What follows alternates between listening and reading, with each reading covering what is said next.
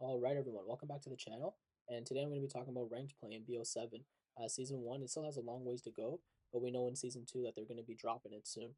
And yeah, I kind of just want to give my initial thoughts and some things I would like to see them add to the mode. And just to start, I mean, ranked play has been pretty good in my opinion over the past 3 years. They've added in this new system in Modern Warfare 2. And I think they've slightly improved it in Modern Warfare 3 and BO6. And with those slight improvements, I think this game is still has a lot of untapped potential that they could add and really make it a much better mode than it currently is in its current state.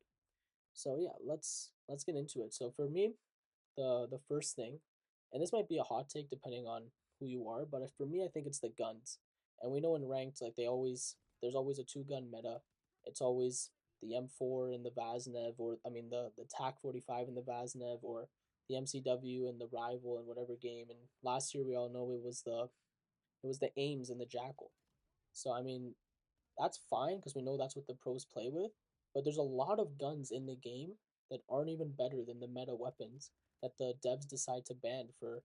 Honestly, I don't really know the exact reason, but they'll just decide to ban them for no reason, and it kind of, for me, it just kind of adds, it takes away some of like the fun in the mode that could potentially be there if you had more weapons in the game that people could use, even if they're not the main meta weapons.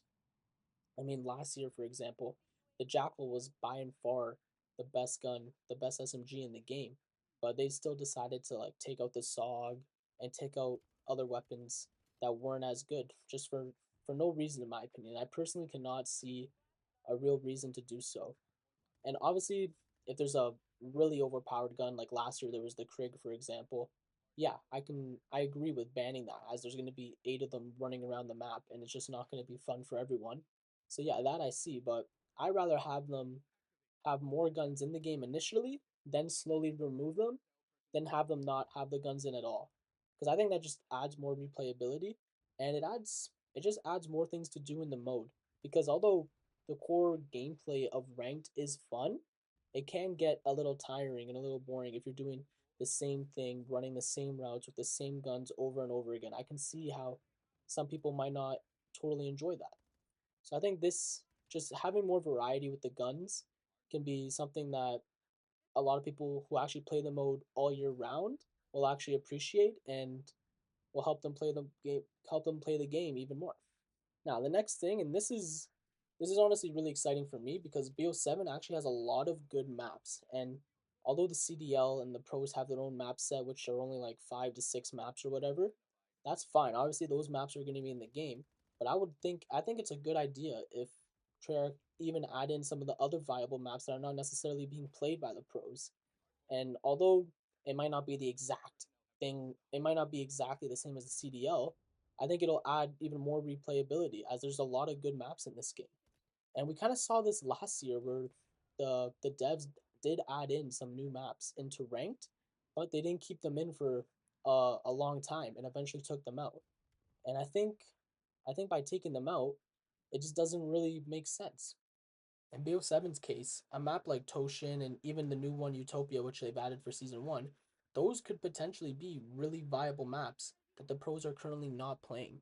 So I think it could be a good idea to try out some maps in ranked, because at the end of the day, it's just ranked. Like the pros aren't even going to be playing them to begin with. So I think if they at least try out some of these maps in ranked, it'll add not only replayability, but it'll just make the game overall more fun and enjoyable. As it is good to learn new maps and have like different routes that you're running, and it's just, yeah, it's just overall good for the game. And this one might be the most important point that I wanted to make today, and that's about the rewards you get for each season. And over the past 3 years since Modern Warfare 2, it's been pretty, I'd say it's honestly been pretty lackluster with the rewards that the devs have given us for each rank. Obviously, every year they have those operator skin rewards where if you get Diamond one season or Crimson one season, you automatically get the Crimson or Diamond operator skin for the whole year. And yeah, I think that's good. It makes sense. But the skins, they don't really look special. Like it's just, it says ranked play on it and it's in the Crimson or Diamond colors. Like I think they could do more with the operator skins. And I also think they could even add operator skins per season so you actually have more to grind for and not just grind it for one season and that's it.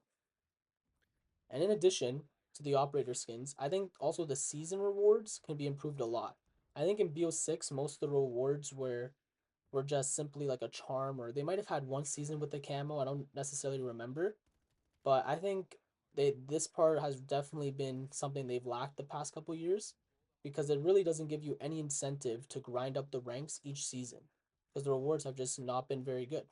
And I think having a camo each season for each rank, that has to be a staple. Like I don't think there should be any like argument for that, because the camo, at least for Call of Duty, like this is like the most important thing in the game. Like camos are what people like to grind for, and I think by not having like a iridescent, crimson, diamond camo every season, I think they're missing the mark on that, and it really loses a lot of players who won't necessarily think there's a reason to play the mode, as there's nothing for them to gain from it. So to kind of wrap up this whole video, I think overall ranked is at its core is still a really good mode, and I think it will be really good in BO7 given the gameplay and just the maps. Like just given those two things, like the mode will still be good. But I think by adding these things with the my ideas for the guns, the map pool, and also the rewards, I think the rewards are the most important aspect.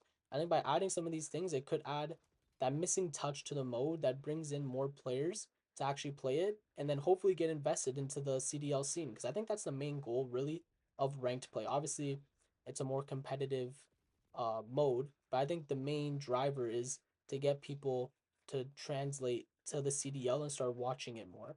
And I think by playing ranked and actually getting a simple understanding of, oh, hardpoint is you go to this point, you rotate and search and destroy, and then overload the new mode. Like getting a simple understanding of these modes will help people actually be invested in watching the scene. So yeah, I mean, hopefully they somehow add some of these ideas and somehow see this video. And yeah, I think BO7 ranked play will still be good. And yeah, I'm excited to play it. So if you guys play ranked play or have any thoughts, let me know in the comments. And yeah, thanks for watching. Take care, everyone.